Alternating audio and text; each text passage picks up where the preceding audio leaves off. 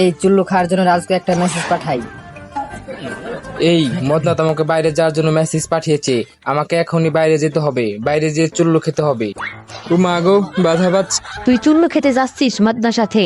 তুই আমাকে 2টা শর্ত দে আর ছেড়ে দে।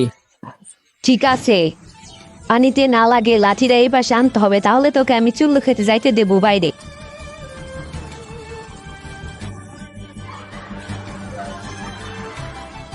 পাঁচ মিনিটের ভিতরে তোকে এই আলুগুলো কেটে চিপ বানাতে হবে, তাহলে তোকে বাইরে যেতে দেবো। ঠিক আছে, আমি বানাচ্ছি।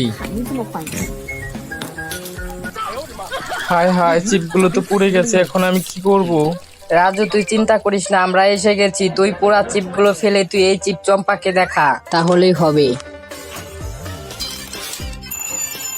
সময় শেষ হওয়ার আগে চম্পা আমি চিপ বানিয়ে ফেলেছি। এখন তো আমি জিতে গেছি, এখন আমাকে বাইরে যেতে দাও।